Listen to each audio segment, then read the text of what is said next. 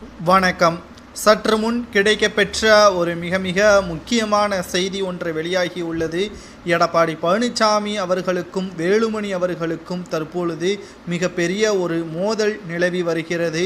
எடப்பாடி பழனிசாமி அவர்களை எதிர்த்து அதிமுகவில் புதிதாக ஒரு அணியை வேலுமணி அவர்கள் ஏற்படுத்தி வருகிறார்.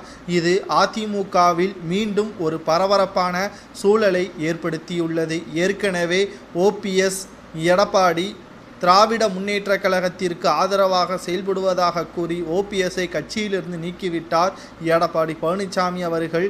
இந்த நேரத்தில் தற்பொழுது மிகப்பெரிய அளவில் 4வது அணியை வேலுமணி அவர்கள் உருவாக்குகிறாரா? ஓபிஎஸ், சசிகலா, டிடிவி தினகரன், எடப்பாடி என்று அதிமுக 3ஆக பிரிந்திருக்கக்கூடிய நிலையில் தற்பொழுது வேலுமணி அவர்களும் தனது பங்கிற்கு தனது ஆதரவாளர்களை திரட்டி எடப்பாடி பழனிசாமி அவர்களுக்கு எதிராக தற்பொழுது உள்ளாட்சி தேர்தலையும் வருகின்ற சட்டமன்ற தேர்தலையும் சந்திக்க உள்ளதாக செய்திகள் வெளியாகியிருக்கிறது. முதலில் வேலுமணி அவர்கள் எடப்பாடி பழனிசாமி அவர்களது வலது கையாகத்தான் இருந்தார். ஆனால் எதற்காக தற்பொழுது இவர்களுக்கிடையே மோதல் நிலவி வருகிறது? என்னதான் நட்புறவாக இருந்தாலும் தலைமை என்பது வெற்றியை ஏற்படுத்த வேண்டும். கடந்த 10 தேர்தல்களில் அதிமுக மிகப்பெரிய தோல்வியை தழுவி வருகிறது.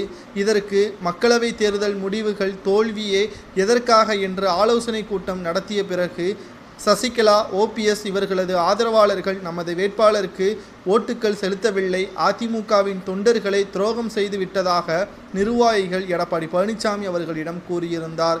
இதனால் எடப்பாடி பழனிசாமி அவர்கள் இது போன்ற செய்தியை இனி என்னால் கேட்க முடியாது, தொண்டர்களையும் நிர்வாகிகளையும் ஓபிஎஸ், சசிகலா என்று இருவரை மட்டும் காரணம் காட்டி தோல்விக்கு காரணமாக கூறக்கூடாது.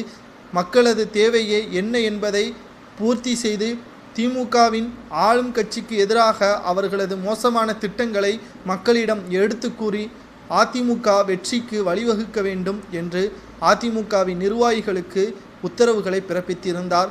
கூடுதலாக மாவட்ட செயலாளர்கள் நியமிக்கப்படுவதாகவும் எடப்பாடி பழனிசாமி அவர்கள் அறிவிப்பு ஒன்றை வெளியிட்டிருந்தார். இங்குதான் வேலுமணி அவர்களது மாவட்ட செயலாளர் பதவி பறிபோகக்கூடிய நிலையில் ஏற்பட்டதன் காரணமாக புதிய அணியை உருவாக்குவதற்கு வேலுமணி அவர்கள் திட்டமிட்டுள்ளார்.